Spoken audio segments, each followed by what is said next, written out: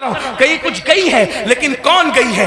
وہ گئی ہے خدیجۃ الکبریٰ کا کردار جس نے نہیں سیکھا۔ کون گئی ہے؟ عائشہ صدیقہ کا کردار جس نے نہیں سیکھا۔ کون گئی ہے؟ سیدہ فاطمہ الزہرا کا کردار جس نے نہیں سیکھا۔ کون گئی ہے؟ سیدہ زینب کا کردار جس نے نہیں سیکھا۔ وہ چند گئی ہے، لیکن یاد رکھنا ہم اتنا مبالغہ نہ کریں، اس لیے کہ باتیں باتیں ہوتی ہے، حقیقتیں حقیقتیں ہوتی ہے۔ اللہ اکبر۔ اپنی باتوں کو دلچسپ بنانے کے لیے پوری قوم کی آبرو کا ہم سودا نہ کریں، تھوڑا سا ہمیں خیال کرنا ہوگا۔ اور ایک بات کہتا ہوں لیکن چلے چند گئی تو گئی، ایک بات کہتا ہوں بہت پورے یقین سے کہتا ہوں، اللہ اکبر۔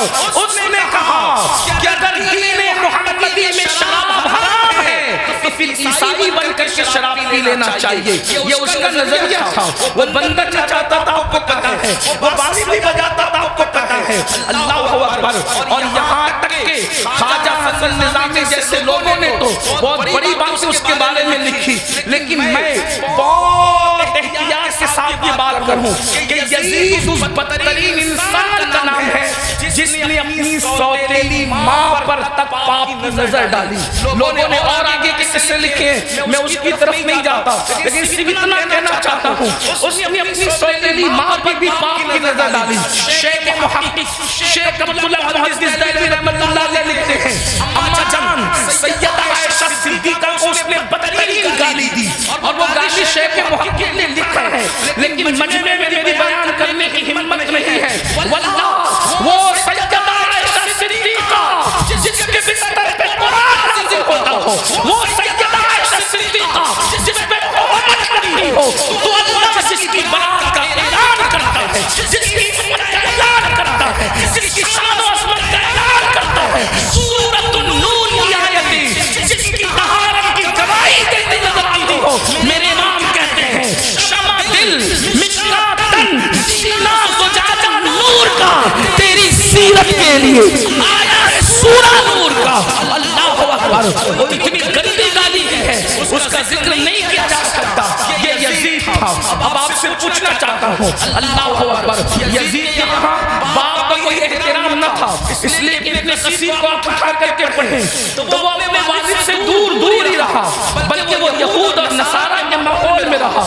کتوں سے محبت کرنا، بندروں سے محبت کرنا، بانسری کا معاملہ، یہ ساری چیزیں، اور پھر اس کے بعد اس کے اکثر دوست جو تھے وہ یہود اور نصارہ تھے۔ میرے آقا علیہ السلام کے پیارے دیوانوں، اب ایسا شخص جو ہے وہ کرسی پر، وہ بھی کون سی کرسی، وہ بھی کون سا تخت، وہ بھی کون سی منزل، وہ بھی کون سا مقام، جس مقام پر افضل البشر بعد الانبیاء بالتحقیق صدیق اکبر بیٹھ چکے تھے، اس کرسی پہ وہ بیٹھ رہا تھا۔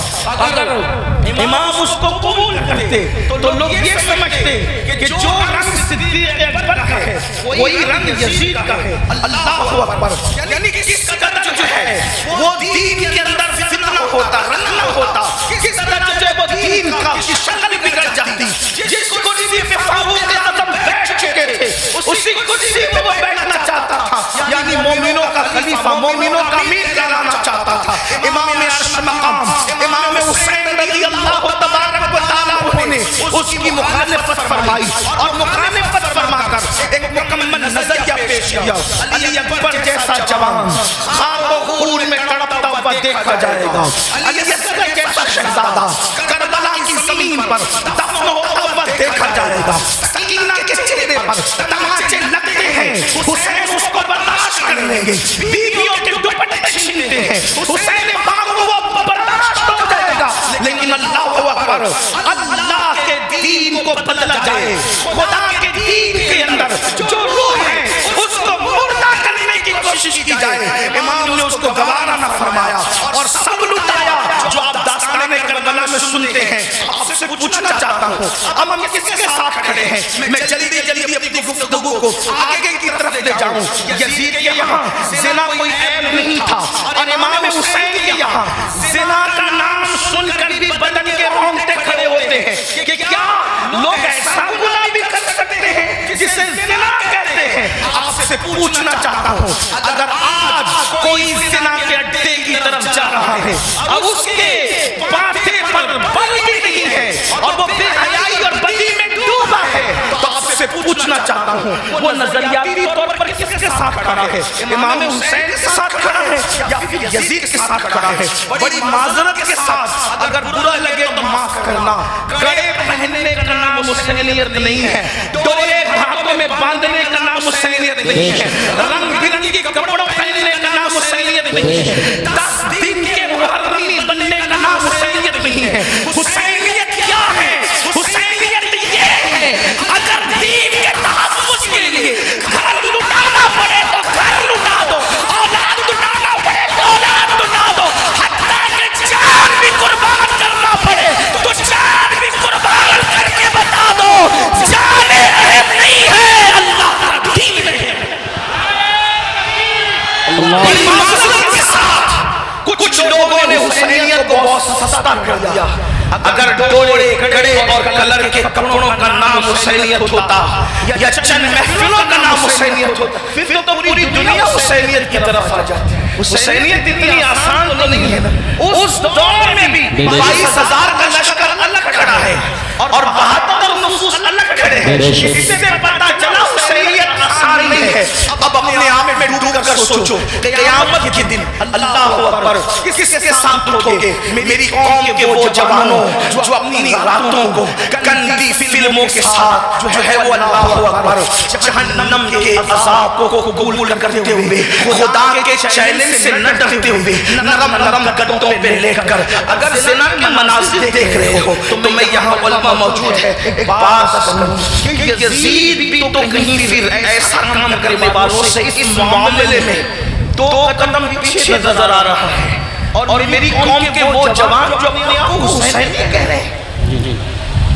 وہ اس معاملے کے اندر اس معاملے میں کہہ رہا ہے، کیا وہ یزید سے 2 قدم آگے نظر نہیں آتے؟ اللہ بتاؤ تو صحیح، شہزادہ رسول سے محبت کا دعویٰ اور کوئی مسلمان یہ تصور کر سکتا ہے کہ وہ زنا کے اڈے پہ جائے؟ وہ زنا جس کے بارے میں اللہ کے رسول صلی اللہ علیہ وسلم کے نبی نے فرمایا کہ قیامت کے دن زانیوں کو آگ کے کپڑے پہنائے جائیں گے، آگ پر پہنایا جائے گا اور ان کی شرمگاہوں پر جہنم کی آگ بھڑکائی جائے گی، پھر اس کے بعد دوسری چیز شراب کو لینے، نشہ کو لینے۔ اللہ اکبر 16 17 سال کے لڑکے آج ہمارے نشہ کی طرف جا رہے ہیں، اور اللہ اکبر نشہ کی طرف جو چیز لے جا رہی ہے مجھے ایسا محسوس ہو رہا ہے کہ حقہ جو ہے وہ انسان کو نشے کی طرف تیزی کے ساتھ لے جا رہا ہے۔ میں حقے پر کوئی حکم تو نہیں لگا رہا ہوں، ویسے کہ میں مفتی بھی نہیں ہوں کہ میں حقے پر کوئی حکم لگاؤں، حکم بیان کرنا میرا کام نہیں۔ میں ایک چھوٹا سا طالب علم ہوں، اصلاح معاشرہ کی محفل میں صرف دل کا درد لے کر کے آیا ہوں۔ ابتدا حقے سے ہوتی ہے، حقہ کوئی حرام نہیں، اس طرح کی لوگ بات کر رہے ہیں، پھر دھیرے دھیرے سگریٹ پر آتے ہیں اور سگریٹ کے اندر پھر کیا کیا لگا کے پیا جاتا ہے مجھ سے زیادہ آپ لوگ جانتے ہیں، اور آپ لوگوں سے ہم تک باتیں پہنچتی ہیں، اور پھر دھیرے دھیرے انسان ایم ڈی کا، نشے کا اور خدا جانے کس چیز کا عادی ہو جاتا ہے۔ آپ سے پوچھتا ہوں یزید بھی نشہ کر رہا ہے، آپ بھی نشہ کر رہے ہیں، اور یزید اور آپ کے نشے میں فرق کیا ہے؟ اللہ اکبر شاید یزید نے ایم ڈی وغیرہ کو خواب میں بھی نہیں دیکھا ہوگا۔ اللہ اکبر اندازہ فرمائے کس طرف جا رہے ہو۔ اللہ اکبر امام علی مقام علی جلوی والے سلام کے سامنے یہ چیلنجز تھے، آپ اپنی قوم کو جرائم سے بچانا چاہتے تھے، آپ اپنی قوم کو گناہ سے بچانا چاہتے تھے، جانتے ہیں اللہ کے رسول صلی اللہ علیہ وسلم نے بستیوں کے اجڑنے اور گھروں کے اجڑنے کے لیے جو بات بیان فرمائی ہے اس کو دل کے کانوں سے سنے۔ اللہ کے غیب کا نبی صلی اللہ علیہ وسلم ارشاد فرماتے ہیں راتوں کو کچھ لوگوں کے مکانات خود زمین میں دھس جائیں گے، زمین کے اندر جو ہے زمین بوس ہو جائے گی۔ آپ کبھی سنتے ہیں نا کہ فلاں بلڈنگ گر گئی، فلاں بلڈنگ زمین میں دفن ہو گئی، میں یہ نہیں کہتا کہ سب اسی وجہ سے ہوتی ہے، لیکن اللہ کے حبیب غیب کا نبی صلی اللہ علیہ وسلم گھروں کے اجڑنے کے، گھروں کے زمین بوس ہونے کے اسباب کیا بیان کرتے ہیں. لوگ کہتے ہیں ہمارے گھروں پر یہ چل رہا ہے وہ چل رہا ہے. میں نے کہا جو چلا رہے ہیں ان کے بھی ساتھ نہیں ہے, لیکن اپنا کرتوت بھی تو دیکھو. قرآن کہتا ہے وما اصابکم من مصیبت فبما کسبت ایدیکم, کہ تم پر جو بھی مصیبت آتی ہے وہ تمہارے لیے دھرا ہے, وہ تمہارے برے اعمال کا نتیجہ ہے. اللہ اکبر. کیا ہوا؟ آقا ارشاد فرماتے ہیں صلی اللہ علیہ وسلم کہ کچھ لوگوں کے مکان راتوں رات زمین پہ گر جاتے ہیں, زمینوں میں پھنس جاتے ہیں. صحابہ نے پوچھا یا رسول اللہ اس کی وجہ کیا ہے؟ آقا فرماتے ہیں 2 گناہ جب گھروں کے اندر کیے جاتے ہیں, 2 گناہ جب عمارتوں کے اندر کیے جاتے ہیں تو گھروں کو زمین میں دھسا دیا جاتا ہے, گھروں کو زمین بوجھ کر دیا جاتا ہے. پوچھا یا رسول اللہ وہ کیا ہے؟ فرمایا ایک موسیقی ہے, میوزک ہے. جس گھر میں میوزک بجتا ہے اور جس گھر میں شراب پی جاتی ہے راتوں رات ان گھروں کو زمین میں دھسا دیا جاتا ہے. اب آپ مجھے بتاؤ کانوں میں ایئر فون لگا کر راتوں کے 3 4 بجے تک میوزک سننے والوں, کیا تمہیں اپنے گھروں سے پیار نہیں ہے؟ تمہیں اپنے گھروں سے محبت نہیں ہے؟ تمہیں اپنے گھروں سے الفت نہیں ہے؟ اور پھر اللہ کے حبیب علیہ السلام فرماتے ہیں جس نے دنیا میں شراب کا ایک گھونٹ پیا اور توبہ نہیں کی, جب مرے گا تو مرنے وقت اس کی زبان پہ کلمہ جاری نہیں ہوگا, وہ کلمے سے محروم رہے گا. اور یہاں تک کہ حضرت مالک الدینار فرماتے ہیں میں نے کئی نشہ کرنے والوں کو کفر پر مرتے دیکھا ہے. اللہ اکبر. حضرت عمر ابن عبدالعزیز کہتے ہیں میں نے کئی نشہ کرنے والوں کو کفر پر کافر ہو کر مرتے دیکھا ہے. اللہ کے بندو ذرا غور تو کرو. پھر تیسری چیز لیتے ہیں نماز کے حوالے سے 95% لوگ نماز نہیں پڑھتے ہمارے معاشرے کا, اور لوگ آسانی سے کہہ دیتے ہیں مولانا ہمیں ٹائم نہیں ملتا. بلکہ عاشور کے شب میں بھی جس میں جمعرات کی جنگ ہو رہی تھی کربلا, اکثر مورخین کہتے ہیں جمعرات کوئی وہ جنگ کا آغاز کر دیا تھا. امام پاک نے پوچھا غازی عباس سے عباس کیا کر رہے ہیں لوگ؟ کہا وہ تو جنگ شروع کرنے کی بات کرتے ہیں. کہا ان سے کہہ دو کہ ہمیں نماز بہت پسند ہے, ہمیں تلاوت بہت پسند ہے, ہمیں گریہ اللہ کے لیے کرنا بہت پسند ہے, ذکر اذکار بہت پسند ہے. وہ جنگ تو ہونی ہے لیکن ایک رات کی وہ ہمیں مہلت دے دیں تاکہ آنے والی رات شب عاشور ہے اس میں ہم اللہ کی عبادت کریں, گریہ وزاری کریں. آپ سے پوچھتا ہوں امام تو مہلت دے رہے ہیں عبادت کے لیے, اور اللہ رب العزت نے ہمیں پوری زندگی دی ہے عبادت کی طرف نہیں آتے. کسی ساتھی سے انسان کہتا ہے مولانا ٹائم نہیں ملتا. مجھے بتاؤ ہم سے بڑھ کر کے مکر کون کر رہا ہے؟ ہم کہتے ہیں ٹائم نہیں ملتا. اگر تلاوت کے لیے ٹائم نہیں ہے تو گھنٹوں واٹس ایپ پر وقت کے لیے کیسے ٹائم ملتا ہے؟ اگر اللہ کی عبادت کے لیے ٹائم نہیں ہے تو فیس بک پر یوٹیوب پر گھنٹوں گزارنے کے لیے ٹائم کیسے ملتا ہے؟ دوستوں کے ساتھ گپ شپ کرنے کے لیے ٹائم کیسے ملتا ہے؟ یاد رکھیے اللہ کے بندو کب تک عیاشیاں کرتے رہو گے, کب تک جرائم کرتے رہو گے, کب تک خدا کے غضب کو چیلنج کرتے رہو گے, کب تک اللہ کے عذاب کو دعوت دیتے رہو گے, کب تک خدا کے عذاب سے غفلت برتتے رہو گے؟ یاد رکھنا اللہ نے کسی کو بہت لمبی عمر ہمیشہ کے لیے نہیں دی ہے. آخری موت ہے موت, آخری موت ہے موت. جب اس نے محبوبوں کو موت دی ہے تو پھر مردودوں کا کیا حال ہوگا؟ جب اس نے مقربین کو موت کا مزہ چکھایا ہے تو دور رہنے والوں کا کیا حال ہوگا؟ یاد رکھنا جس دن روح کا رشتہ جس سے ٹوٹ جائے گا اس دن سوائے پچھتاوے کے کچھ ہاتھ نہیں آئے گا. اللہ اللہ جب لوگوں کے درمیان بیٹھتے ہو تو ولیوں کی طرح باتیں کرتے ہو, اور جب تنہائیوں میں ہوتے ہو تو شیطان کا ننگا ناچ بن جاتے ہو. یہ منافقت نہیں ہے تو اور کیا ہے؟ زبان کچھ اور کہے اور کردار کچھ اور کہے. قرآن کہتا ہے لما تقولون ما لا تفعلون, وہ کیوں کہتے ہو جس پر خود عمل نہیں کرتے. مسلمانوں بتاؤ اللہ اکبر, ہمیں نماز کے لیے ٹائم نہیں. کون نماز؟ وہ نماز جو معراج المومنین ہے, وہ نماز جو رسول اللہ صلی اللہ علیہ وسلم کی آنکھوں کی ٹھنڈک ہے, وہ نماز جو گناہوں سے انسان کو ایسے پاک کر دیتی ہے جیسے غسل کرنے والوں کے جسم کا میل ختم ہو جاتا ہے, وہ نماز جو اللہ کو اللہ سے بندے کو قریب کر دیتی ہے, اللہ کا قرب نصیب ہوتا ہے جس نماز से कौन सी नमाज? वो नमाज जिसकी बुनियाद पर इंसान रहमतों का मुस्तहिक होता है। कौन सी नमाज? वो नमाज जिससे रोजी में बरकत होती है। वो नमाज जिसके बाद दुआएं कबूल होती है। वो नमाज जिसके पढ़ने से बीमारियों का खात्मा होता है। वो नमाज जिसके बाद इंसान को मकाम महबूबियत मिलता है। वो नमाज अल्लाह अकबर सारे अहकामात जमीन पर दे गए, लेकिन जब नमाज देना हुआ तो जमीन पर नहीं भेजी गई, बल्कि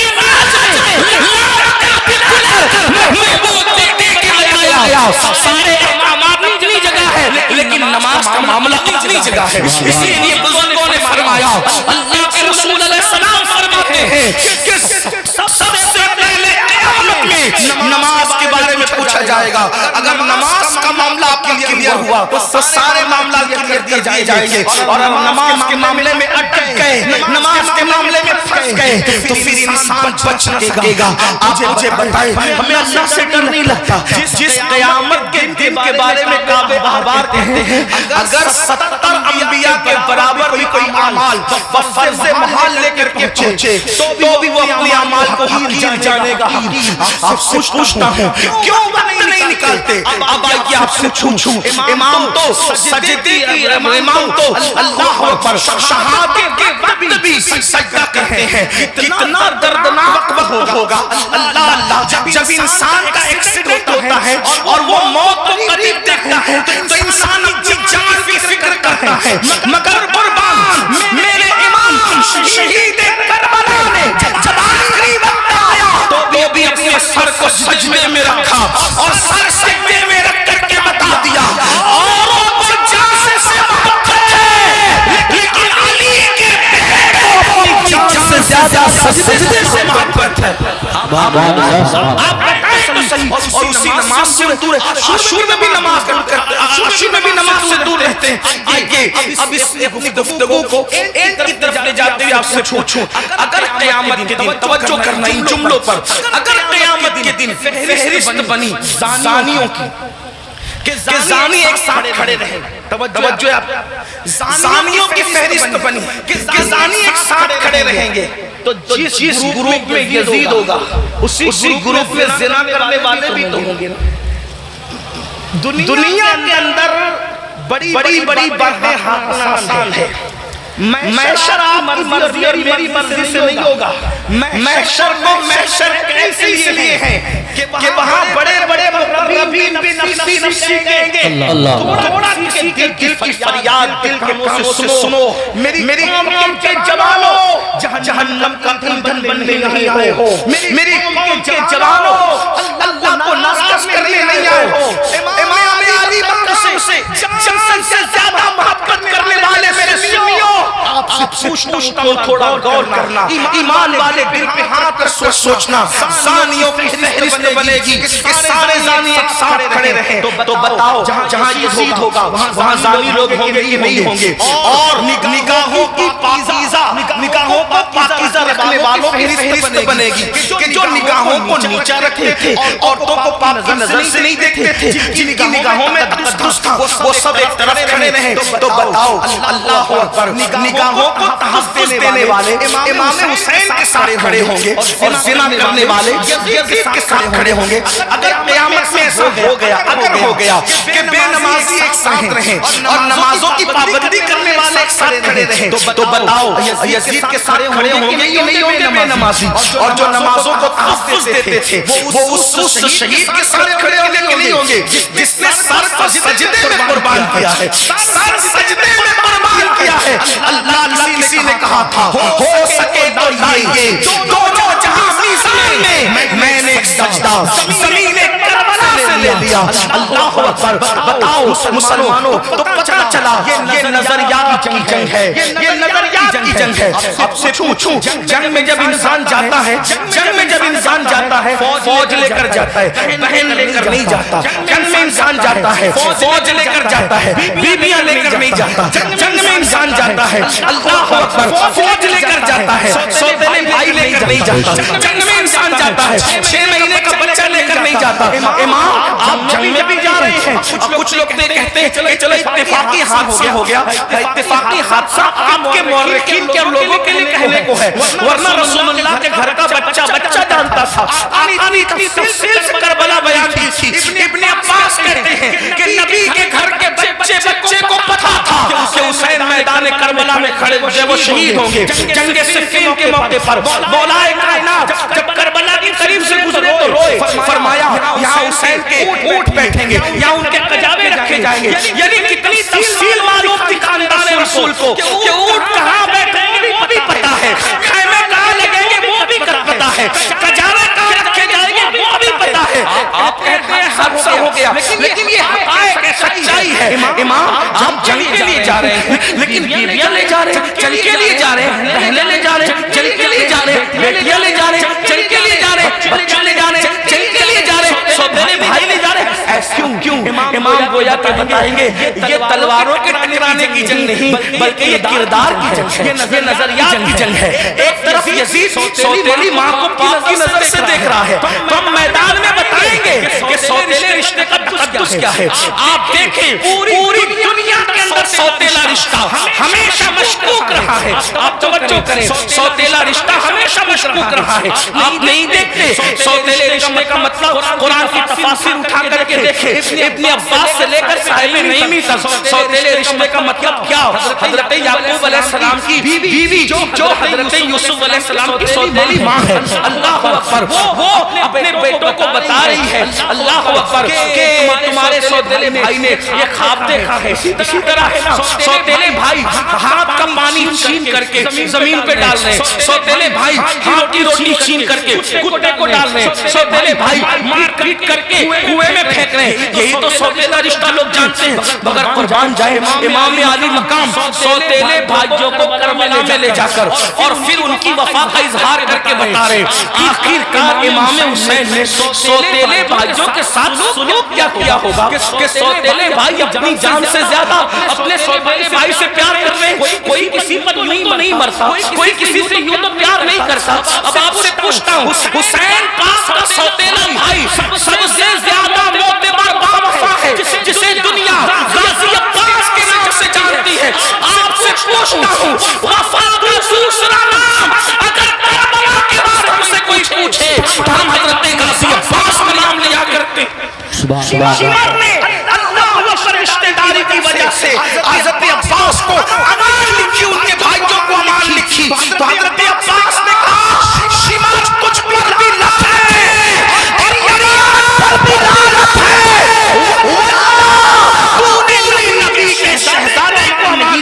ان کو مچانا چاہتا ہے, ہمیں مچانا چاہتا ہے. حسین کے بعد زندہ رہنے کو ہم پسند ہی نہیں کرتے. یہ ایک سوارے بھائی کا جذبہ. اب آپ سے پوچھتا ہوں, اگر آپ کربلائی ہے, اگر آپ حسینی ہے, اس مجمع میں اپنے دل میں سوچو آپ کے سگے بھائی کے ساتھ سلوک کیا ہے. کربلا صرف کالے کپڑوں کا نام تو نہیں ہے نا پہننے کا, کربلا سینہ پیٹنے کا نام نہیں ہمارے درمیان. ہمارے درمیان کربلا اسوہ مصطفیٰ کی تفسیر کا نام ہے. ہمارے نزدیک کربلا احد کے مقصد کی تکمیل کا نام ہے. آپ سمجھتے کیا کربلا کو, لیکن ہمارے اندر کربلا کہاں ہے. ہم نے رسمی اور اسمی کربلا کو تو دیکھا, ہم نے حقیقت کربلا کو نہیں دیکھا. بتاؤ آپ کا ہمارا جذبہ بھائی کے بارے میں کیا, یہی نا اس کا کھیت ہڑپ کر لیا, اس کا ہضم کر لیا, اس پر کیس کر دیا, اس کے خلاف کھڑے ہو گئے. اس کی بیٹی کو رشتے آتے تو پسند نہیں آتا, آپ کو نہیں ہوتا. بتائیں صحیح, اس کے گھر میں بیٹے ہی بیٹے پیدا ہوں تو آپ کو تکلیف ہوتی ہے. یہ آپ کا معاملہ سگے بھائی کے لیے, اور وہاں سوتیلے بھائی کے ساتھ انداز کیا ہے سرکار غازی عباس کے ساتھ دیکھیں. پھر اس کے بعد امام بہن کو کربلا میں لائے. جب امام کسی کی کوئی بات نہیں مانتے, توجہ کرنا, جب امام کسی کی کوئی بات نہیں مانتے تو سیدہ زینب کھڑی ہو کے کہتی ہے بھیا یہ کر لو, بھیا یہ کر لو. بہن کی کوئی بات نہیں ڈلتی. گویا کہ حسین بتا رہے وہاں بہن کا کوئی تقدس نہیں ہے, اور یہاں بہن کے تقدس کا عالم یہ ہے کہ بظاہر حضرت امام کے اپنی فکر کے خلاف بہن بات کر رہی ہے تو امام اس کو ہی مانتے نظر آ رہے. کس نے نہیں کہا تھا کہ علی اصغر کو لے جائیں اور یزیدیوں سے کہہ کے پانی پلا دے. امام نے سب کو منع کیا, لیکن جب بہن آئی اور بہن نے کہا میرے لیے چلے جائیں, میں کہہ رہی ہوں آپ چلے جائیں, تو مورخین لکھ رہے ہیں بہن کی بات مان کر امام یزیدیوں کی طرف جاتے ہوئے نظر آتے ہیں. حالانکہ یہ امام پاک رضی اللہ تبارک و تعالیٰ کی شان ہے کہ یزیدیوں کے ہاتھوں سے ان کے شہزادہ والا تبار نے پانی نوش نہیں فرمایا, وہ تو شہید ہو گئے. لیکن آپ سے پوچھتا ہوں بہن کے بارے میں امام علی مقام کا حال یہ, بیویوں کی موجودگی میں قیادت کا جھنڈا خاندان نبوت کا کسی کے ہاتھ میں دیتے ہیں, بیٹیوں کی اور بیویوں کی موجودگی میں اس کو بہن کہتے ہیں. بتاؤ امام تو بہن سے اتنا پیار کرتے ہیں, ہمارا اور آپ کا بہنوں کے ساتھ کیا تعلق ہے, ہمارا اور آپ کا بہنوں کے ساتھ کیا رشتہ ہے؟ آپ بتائیں مجھے. اگر بہن گھر آ جائیں 4 بچوں کو لے کر تو بھائی اور بھابھی بات کرتے ہیں, کھلائیں گے کہاں سے؟ حیرت کی بات یہ ہے جس قوم کی سوچ فکر حسین سے اس قدر گر جائیں, پھر کیا اس قوم کے لیے یہ نہ کہا جائے کہ وہ نام کے لیے تو حسینی بنی ہے لیکن افکار کے اعتبار سے وہ کہیں نہ کہیں یزیدیت کا شکار ہے. میرے آقا صلی اللہ علیہ وآلہ وسلم کے دیوانوں جانتے ہیں بہن کا مقام کیا ہے, بہن کا مرتبہ کیا ہے, اور یہ اللہ کے رسول علیہ السلام سے سیکھا. آقا علیہ السلام کی کوئی حقیقی بہن نہ تھی, لیکن جب جنگ حنین کے موقع پر اللہ اکبر حنین کے اندر وافر مقدار میں کثیر مقدار میں جب وہ غنیمت کا مال آیا تو اس وقت تو ایک خاتون آئی اور آنے کے بعد کہا اے محمد میں آپ کی بہن ہوں, میں آپ کی بہن ہوں. حضور علیہ السلام کو اس بہن سے جدا ہوئے تقریباً کم و بیش آدھی صدی بیت چکی تھی. اللہ کے حبیب علیہ السلام نے کہا تم میری بہن ہو, نام کیا ہے؟ کہا میرا نام شیمہ ہے, میں حلیمہ کی بیٹی ہوں. آقا علیہ السلام نے فرمایا شیمہ کو تو جانتا ہوں, حلیمہ کو بھی جانتا ہوں, میری وہ ماں ہے رضائی ماں, لیکن شیمہ تم میری بہن اور تم ہی ہو, اس کی نشانی تمہارے پاس کیا ہے؟ اللہ کیا نشانی ہے مجھے بتاؤ. تو حضرت شیمہ کہتی ہے ایک بات ایسی ہے جو صرف تم اور میں جانتے ہیں, تیسرا کوئی نہیں جانتا ہمارے سوا. کہا وہ کون سی؟ تو آقا علیہ السلام سے انہوں نے عرض کیا ایک دن میں آپ کو کہیں لے جانا چاہتی تھی, ایک دن میں آپ کو کہیں لے جانا چاہتی, آپ آنا نہیں چاہتے تھے, میں نے زبردستی کی, گود میں چھینا. آپ نے اکثر یہ منظر دیکھا ہوگا گھروں میں کہ بڑی بہنیں بھائی کو گود میں لے جانا چاہتی ہے, وہ نہیں آنا چاہتا تو کیا ہوتا ہے وہ زبردستی کھینچتی ہے, تانتی ہے, ایسا کرتی ہے. تو شیمہ کہتی ہے آپ نہیں آنا چاہتے تھے, میں لے جانا چاہتی تھی, میں نے زبردستی کی تو آپ نے میرے کندھے پر دانت کاٹ لیا تھا, اور وہ دانت کاٹنے کا نشان اب بھی موجود ہے. حضور علیہ السلام نے یہ سنا تو اتنا ہنسے اپنی شان کے مطابق کہ حضور علیہ السلام کی داڑھیں نظر آئی, اور پھر جب یہ ثابت ہو گیا کہ شیمہ یہی ہے تو آقا نے فرمایا اے میرے صحابہ, شیمہ کے سسرال کی بکریاں, بھیڑے, اونٹ, گھوڑے جتنے غنیمت میں آئے ہیں, چونکہ یہ میری بہن ہے میں اس کو واپس کرتا ہوں, تم لوگ بھی واپس کرو. سبحان اللہ, نعرہ تکبیر. فرمائے بہن کا یہ اکرام ہے, حالانکہ وہ حقیقی بہن نہیں ہے, وہ حقیقی بہن نہیں, رضائی بہن ہے. اکرام دیکھو, احترام دیکھو. ہمارے پاس بہن کا کیا احترام ہے؟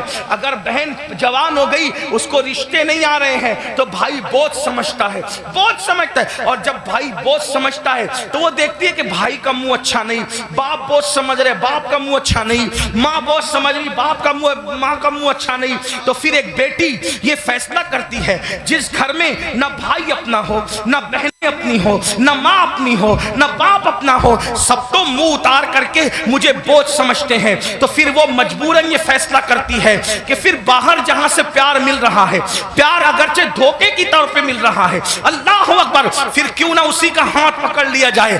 یاد رکھنا مسلمانوں, آج ہمارے ممبروں سے یہ بات ہو رہی ہے کہ ہماری بیٹیاں بھاگ رہی ہیں, بھاگ رہی ہیں, بھاگ رہی ہیں. مفکرین یوٹیوب چینلوں پر بھی کہہ رہے ہیں. پہلی بات تو میں 2 بات کرنا چاہتا ہوں. نمبر 1, ممبروں سے اس بات کو بہت مبالغے کے طور پہ بیان نہ کیا جائے, یہ میری گزارش ہے, ورنہ کل مستقبل میں, اللہ اکبر, مستقبل میں کل لوگ انہی تقریروں کو بنیاد بنا کر, انہی اخبارات کے آرٹیکلوں کو بتا کر ہمارے بچوں کو تانا دیں گے کہ تمہاری بیٹیاں تو بھگوڑی تھی, بھگوڑی. قوم کی بیٹیاں بھگوڑی تھی. کوئی کہتا ہے 30 لاکھ چلی گئی, کوئی کہتا ہے 40 لاکھ چلی گئی, کوئی کہتا ہے 50 لاکھ چلی گئی. میں نے کہا حضرت جی ثبوت تو بتائیں, اتنی چلی گئی کہاں گئی, ذرا یہ تو بتائیں. وہ کہا میڈیا میں آیا ہے. میں نے کہا او نادانو, تھوڑا تو ذرا شعور کرو, ہر بات تو بولنے کی نہیں رہتی. اگر میڈیا کہہ دے کہ چاند ہو گیا, چاند آ گیا, تو کیا اس کی بات مانو گے؟ کہ نہیں مانیں گے. ہم نے کہا جس میڈیا کے کہنے پہ چاند کا آنا نہیں مانتے, اس میڈیا کے کہنے پہ بیٹیوں کا بھاگ جانا کیسے مان لیتے ہو؟ واللہ آج بھی مسلمانوں کی بیٹیوں میں اتنی غیرت ہے کہ کسی اور کی ماں میں اتنی غیرت نہیں ہے. لیکن کہیں کچھ گئی ہے, کہیں کچھ گئی. میں جان تو انکار نہیں کر رہا ہوں, کہیں کچھ گئی ہے, لیکن کون گئی ہے؟ وہ گئی ہے خدیجۃ الکبریٰ کا کردار جس نے نہیں سیکھا. کون گئی ہے عائشہ صدیقہ کا کردار جس نے نہیں سیکھا. کون گئی ہے سیدہ فاطمہ الزہرا کا کردار جس نے نہیں سیکھا. کون گئی ہے سیدہ زینب کا کردار جس نے نہیں سیکھا. وہ چند گئی ہے, لیکن یاد رکھنا ہم اتنا مبالغہ نہ کریں, اس لیے کہ باتیں باتیں ہوتی ہے, حقیقتیں حقیقتیں ہوتی ہے. اللہ اکبر. اپنی باتوں کو دلچسپ بنانے کے لیے پوری قوم کی آبرو کا ہم سودا نہ کریں, تھوڑا سا ہمیں خیال کرنا ہوگا. اور ایک بات کہتا ہوں, لیکن چلے چند گئی تو گئی. ایک بات کہتا ہوں, بہت پورے یقین سے کہتا ہوں, علماء موجود ہیں, میرے مخدوم بھی موجود ہیں, سادات کرام بھی موجود ہیں. اللہ اکبر. جب تک مسلمان بیٹی کو جنت سمجھتا تھا, اس وقت تک ہماری بیٹیاں گھر سے کبھی نہیں بھاگی تھی. جب سے مسلمان نے بیٹی کو بوجھ سمجھا ہے, اب ہماری بیٹیاں گھروں سے جا رہی ہے. اگر جا رہی ہے چند تو بوجھ سمجھا اس لیے جا رہی. بیٹیوں کو بوجھ نہ سمجھو, بیٹیاں بوجھ نہیں ہے, جنت ہے. بیٹیاں بوجھ نہیں ہے, جنت ہے. بہنیں بوجھ نہیں ہے, جنت ہے. اس لیے ان کی خدمت کرو. کیا لوگوں کو یہ نہیں پتا اللہ کے سچے رسول صادق و مصدوق نے فرمایا بیٹی کی پرورش کرنے والا اور میں محمد جنت میں اتنے قریب ہوں گے جیسے یہ 2 انگلیاں قریب ہے. آپ سے پوچھتا, یہ لوگ کہتے ہیں حضرت ایسا تعویذ دی ہمیشہ برکت رہے. میں نے کہا بیٹی اس تعویذ کا نام ہے قیامت تک برکت رہے گی. وہ کیسے؟ کہ حدیث پاک میں آتا ہے جس گھر میں بیٹی پیدا ہوتی ہے اس گھر میں فرشتے آتے ہیں اور اس کو چاروں طرف سے گھیر کر کہتے ہیں اے کمزور جان سے پیدا ہونے والی کمزور جان, جس کے گھر میں تو پیدا ہوئی, ہم قیامت تک اللہ کے حکم سے اس کی مدد کرتے رہے. اب بیٹی پیدا ہو تو مدد یوں اتر رہی ہے, اور ہم نے بیٹیوں کو بہت سمجھ لیا. تو امام کربلا میں دیکھو بیٹی سے پیار کتنا کر رہے ہیں. حضرت سیدہ سکینہ جنہیں سکینہ بھی کہتے ہیں. اب میں جو ہے وہ تلفظات کے جو ہے وہ بھول بھلیا میں آپ کو گمانا نہیں چاہتا, جو لوگ کہتے ہیں وہی کہہ کر آگے بڑھنا چاہتا ہوں. لیکن بہرحال حضرت سیدہ سکینہ کو سینے پہ سلا رہے کہ نہیں سلا رہے. ایک بیٹی کا مرتبہ کربلا کے خیمے میں امام اپنی بیٹی کو سینے پہ رکھ رہے ہیں. آپ اندازہ تو فرمائیں, چچا بھتیجی کے کہنے پر فرات تک جا رہا ہے. یہ سب کیا ہے؟ بھائی اپنی بہن کے کہنے پر, امام علی اکبر رضی اللہ تبارک و تعالی اپنی بہن کے کہنے پر وہ سب کچھ کرتے نظر آ رہے ہیں جس کو دیکھ کر کے انسان حیرت و استجاب میں ڈوب جاتا ہے. کربلا یہ بھائیو, کربلا اب اختتام پہ سن لے ذرا. کربلا رشتوں کی وفا کا نام, کربلا رشتوں کو تعظیم دینے کا نام, کربلا محبتوں کا نام, کربلا احترام کا نام, کربلا تعظیم کا نام, کربلا قرآن کے تحفظ کا نام, کربلا عقیدے کی حفاظت کا نام, اور کربلا حدیث کے صحیح مفہوم کو عملی تفسیر میں پیش کرنے کا نام, کربلا قرآن مقدس کے سانچے میں ڈھل جانے کا نام, کربلا شراب سے نفرت کا نام, کربلا زنا سے نفرت کا نام, کربلا جوے سے نفرت کا نام, کربلا بانسری میوزک اور موسیقی کے مکمل خاتمے کی جود مسلسل کا نام, کربلا سجدوں کے لیے انسان کیا کیا قربانی دے سکتا ہے اس پیغام خاموش کا نام کربلا ہے. اب آپ سے پوچھتا ہوں ہم نے کربلا سے سیکھا کیا؟ وہی گناہ میں مبتلا, وہی جرائم میں مبتلا, وہی بلاؤں میں مبتلا. ایک بات یہ بھی کہہ دوں اختتام پر, خاص طور پر آخر میں بات کرتے کرتے مسلمانوں ایک بات آپ سے کہہ دوں, کربلا تو صحابہ کرام کی قربانیوں کے تحفظ کا نام تھا, لیکن آج جب کربلا کا ذکر ہوتا ہے تو انہی صحابہ کو نشانہ بنایا جاتا ہے, انہی صحابہ پہ تبرہ کیا جاتا ہے, انہی صحابہ کو معاذ اللہ یہ اس لیے قرار دیا جاتا ہے کہ انہوں نے تو اہل بیت کا حق کسب کیا. اور وہ لڑکے جو جمعہ کی نماز بھی 2 رکعت پڑھ کے بھاگ کر آتے ایسے جیسے اسکول کی چھٹی ہونے پر بچے بھاگ جاتے ہیں، وہ صحابہ کے کردار پہ بات کرتے ہیں کہ وہ تو ایسے تھے، وہ تو ویسے تھے۔ میں پوچھتا ہوں کس منہ سے صحابہ کو تان کرتے ہو؟ کس منہ سے صحابہ کی عظمت پر انگلی اٹھاتے ہو؟ 2 رکعت پڑھنے کی اوقات نہیں ہے صحیح سے، اور ان کے لیے انگلی اٹھا رہے ہو جنہوں نے دین کے لیے اپنا مال قربان کیا۔ آج مسلمان کہلانا آسان ہے، لیکن اللہ اکبر اس وقت جب اللہ اللہ مسلمان کہلائے جانے پر، مسلمان بن جانے پر پٹائیاں ہوتی تھی، پتھر مارے جاتے تھے، کوڑے مارے جاتے تھے، چابک برسائے جاتے تھے، بھوکا رکھا جاتا تھا، سوشل بائیکاٹ کیا جاتا تھا۔ صحابہ اس وقت کے مسلمان ہیں، ان کے ایمان پر یہ قوم کے لڑکے سوالیہ نشان کھڑا کریں گے جن کو طہارت کے مسائل تک نہیں پتا ہے۔ آپ سے پوچھنا چاہتا ہوں، وہ صدیق اکبر رضی اللہ تبارک و تعالیٰ عنہ جس نے وہ قربانی دی ہے کہ اللہ کے رسول نے فرمایا جس نے اسلام کی مدد کی ہے سب کے احسان کا بدلہ ادا کیا جا چکا ہے، سوائے ابو بکر کے احسان کا بدلہ قیامت میں اللہ تبارک و تعالیٰ عطا فرمائے گا۔ ایسے لوگوں کو غاصب کہا جاتا ہے، ایسے لوگوں کو حق طلب کس کا؟ اہل بیت کا۔ مجھے بتاؤ مسلمانوں، ذرا غور کرو، اس فاروق اعظم کے بارے میں کہا جاتا ہے کہ انہوں نے یہ کیا، یہ کیا، یہ کیا۔ آپ سے پوچھتا ہوں فاروق اعظم کا کردار پتا ہے؟ فاروق اعظم کا کردار معلوم ہے؟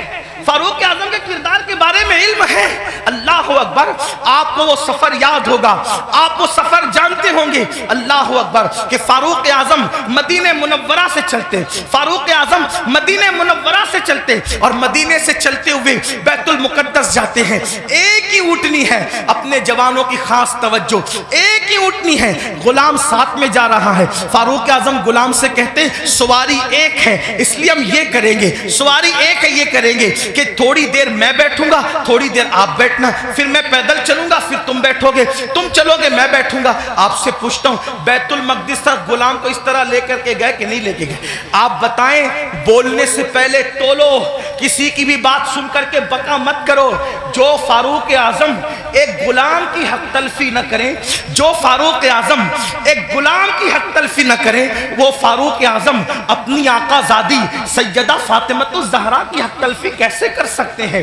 آپ جانتے ہیں، کبھی غور تو کیا ہوتا، کبھی سوچا تو ہوتا، جس سے جو سنا وہی بکنا شروع کر دیا۔ میرے آقا علیہ السلام فرماتے ہیں میرے اصحاب کو برا مت کہو، میرے صحابہ کو برا مت کہو، اور اسی کربلا کی بات کرتے ہوئے صحابہ پہ تبرہ کیا جائے، مسلمانوں کیا منہ لے کر کے اٹھو گے؟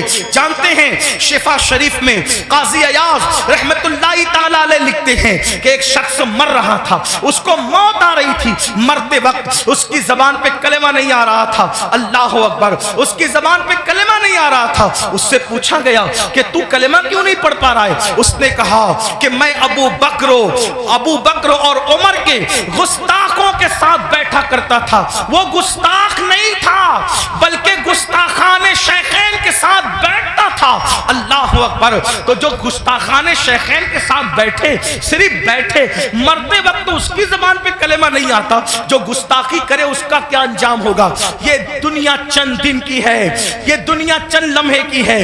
بندوں کی خوشی کے لیے اللہ کو ناراض نہ کرو، واللہ ورسولہ احق ان یرضوا، اللہ اور اس کا رسول اس بات کے زیادہ حقدار ہیں کہ ان کو راضی کیا جائے۔ آج یہ بحث چل رہی ہے کہ کون کب ایمان لایا تھا، کون کب ایمان لایا تھا۔ میں نے کہا کسی نے کبھی بھی ایمان لایا تھا، ایمان تو لایا تھا نا، حضور نے تو معاف کیا تھا نا، حضور نے تو چادر میں جگہ دی تھی نا۔ جس کو رسول اللہ امان دے دے، جس کو نبی امان دے دے، امتی کو حق کیا ہے اس کو امان سے باہر کرنے کا؟ آپ سے پوچھنا چاہتا ہوں، اس لیے مسلمانوں اپنی حیثیت میں رہو۔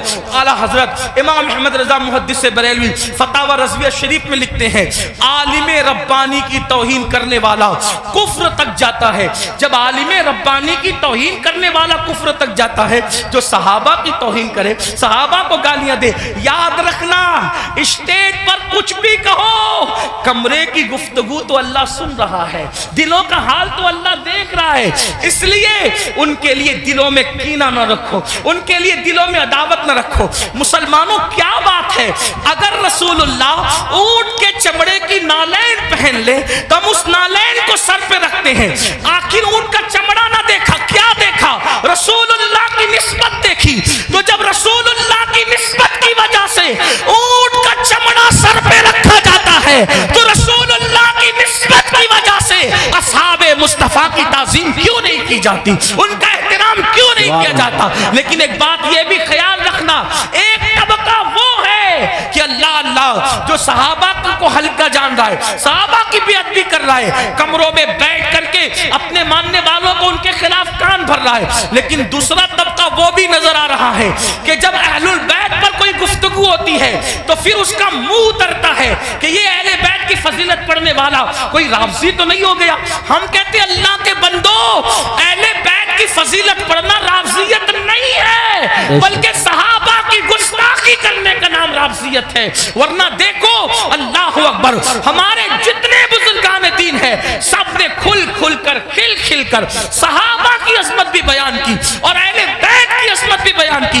آج اگر محفل میں نعرہ حیدری لگے تو کچھ لوگوں کے چہرے یوں اترتے ہیں، ہم نے خود منبر پہ محسوس کیا، ان کے نام نہیں جانتے وہ کون لوگ ہیں، اللہ اکبر، کہ محفل میں علی کا نعرہ لگ رہا ہے، کہیں رافضیوں کی محفل تو نہیں۔ میں نے کہا یہ فکر صحابہ نہیں ہے، فکر اہل سنت نہیں ہے۔ ہماری محفلوں میں صحابہ کے ساتھ علی مرتضیٰ کا نعرہ لگتا تھا، لگتا ہے اور انشاءاللہ لگتا رہے گا، بلکہ صحابہ نے تو معیار قرار دیا ہے ایمان کا علی مرتضیٰ کو۔ فرمایا جب لوگوں میں بدعتیں پھیلنے لگی، فتنے اٹھنے لگے تو محفلوں میں لوگ آتے تو ہم سوچتے کون اپنا اور پرایا ہے، تو جب لوگوں کو چھانٹنا چاہتے، لوگوں کو تقسیم کرنا چاہتے اپنے اور پرائے کا فرق کیا ہے، تو ہم ذکر علی کرنے لگتے۔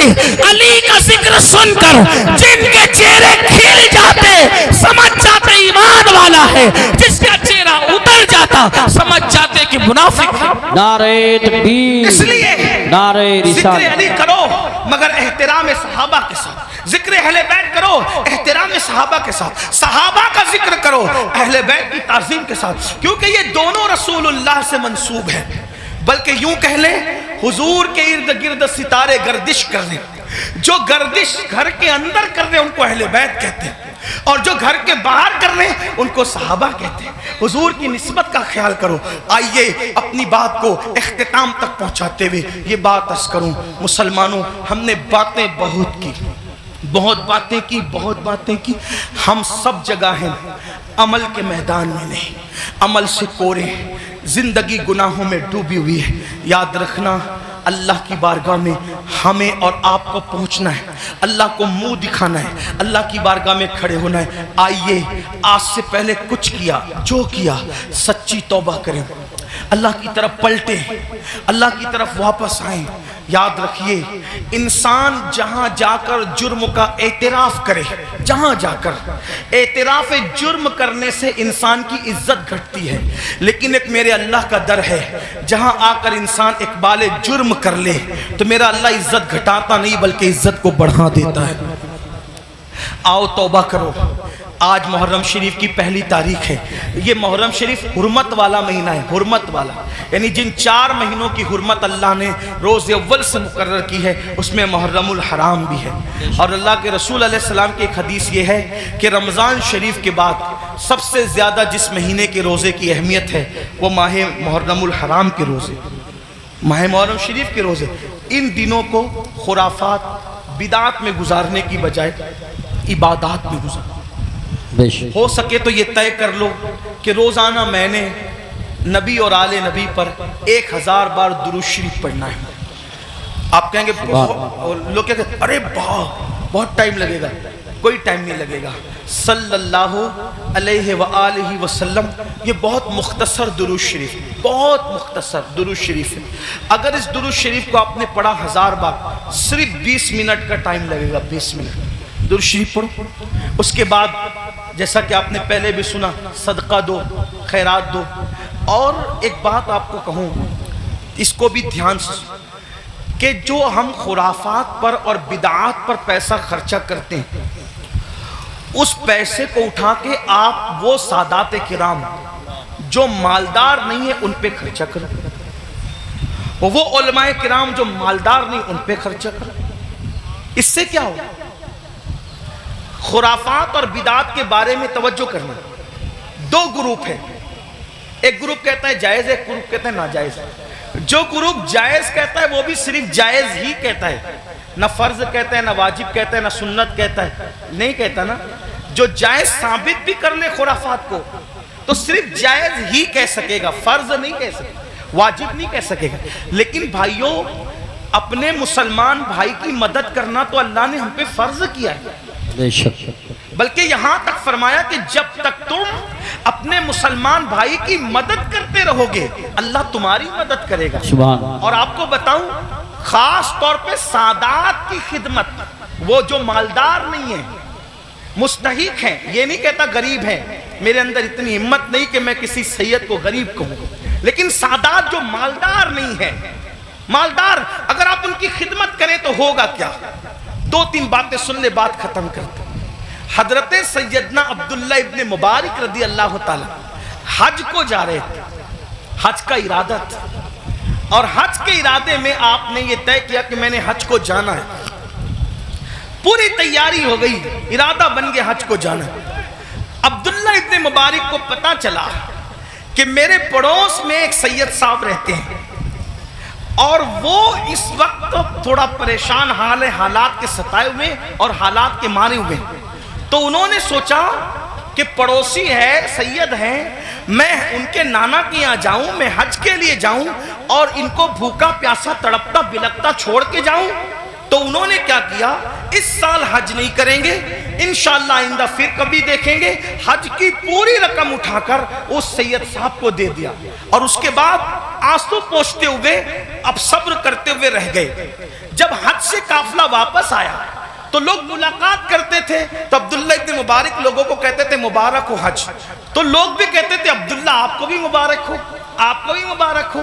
حضرت عبداللہ ابن مبارک سوچتے یا اللہ میں گیا نہیں لیکن جو آتا ہے مجھے حج کی مبارکباد دیتا ہے، اسی فکر میں تھے، آنکھ لگی تو خواب میں غیب سے ندا آئی، کوئی کہنے والا کہتا ہے عبداللہ ابن مبارک تو نے میرے نبی کے شہزادے کی مدد کے لیے حج کو ملتوی کر دیا، تو تیری یہ ادا اتنی پسند آئی کہ ہم نے تیرا ہم شکل ایک فرشتہ پیدا کیا ہے جو قیامت تک تیری طرف سے حج کرتا رہے گا اور اس کا ثواب تجھے ملتا رہے گا۔ سبحان اللہ، سبحان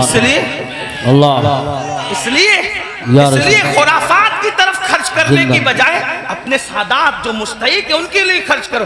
ایسے سادات ہیں، میں نے کئی جگہ دیکھا، کوئی سبزی بیچ رہا ہے، کوئی آٹو چلا رہا ہے، کوئی چائے بیچ رہا ہے، ان کے بچوں کی اسکول کی فیس نہیں ہے بھرنے کے لیے، ان کی بچیوں کی شادی کے لیے پیسے نہیں ہیں۔ یہ ساری چیزیں مسلمانوں ہمیں اس کی طرف غور، ترجیحات کی طرف غور کیجئے، جہاں خرچ کرنے کا زیادہ فائدہ ہے اس کی طرف۔ بلکہ امام اہل سنت ایک حدیث لکھتے ہیں، آئیے اس حدیث کو بھی سنیں۔ کہتے ہیں کہ میرے آقا علیہ السلام نے فرمایا کہ جس نے بنو ہاشم پر احسان کیا، ان کی خدمت کی، ان کی مدد کی، آقا فرماتے ہیں مجھ پر واجب اور لازم ہے کہ جس نے بھی میری آل کی خدمت کی، مدد کی، نصرت کی، حمایت کی، محبت کی، آقا فرماتے ہیں مجھ پہ واجب ہے، لازم ہے کہ اس کا صلہ میں اس کو قیامت میں دوں گا جب وہ مجھ سے ملے گا۔ یہ حدیث لکھنے کے بعد میرے امام کہتے ہیں جس کا مفہوم یہ، سنیوں دوڑو اور سادات کی خدمت کر لو، اس لیے کہ نبی کس کس کو ملیں گے کس کس کو نہ ملیں گے الگ عنوان ہے، لیکن جنہوں نے آل نبی کی خدمت کی ہوگی اس سے ملنے کا وعدہ مصطفیٰ جان رحمت فرما رہے ہیں۔ گویا کہ اور لوگ حضور کو ڈھونڈیں گے اور حضور اپنی آل کی خدمت کرنے والے کو صلہ عطا فرما رہے ہوں گے، لقاء کا شرف عطا فرما رہے ہوں گے۔ اس لیے میری گزارش ہے، ہم نے اپنے پیسوں کو، روپیوں کو بہت ضائع کیا خرافات پر، بدعات پر۔ کیا خرافات ہے، کیا بدعات ہیں؟ اپنے علاقے کے مستند معتبر علماء اور مفتیان کرام کے پاس بیٹھو اور بیٹھ کر کے سیکھو کہ کن خرافات سے اور بدعات سے بچنا ہے اور کون سی چیزیں اہل سنت و جماعت سے ہے۔ جیسے کہ لوگ تو شربت پلانے کو بھی بدعت کہہ دیتے ہیں، آپ سے کہتا ہوں کہ بھئی شربت پلانا کون سی بدعت ہے؟ میرے امام لکھتے ہیں وہ بھی کیا دلیل دی؟ فرمایا جب کتے کو پانی پلانے پہ جنت مل سکتی جی تو امام علی مقام کے نام پہ اگر مومنوں کو شربت پلایا جائے تو پھر اس کا صلہ کیا ہوگا؟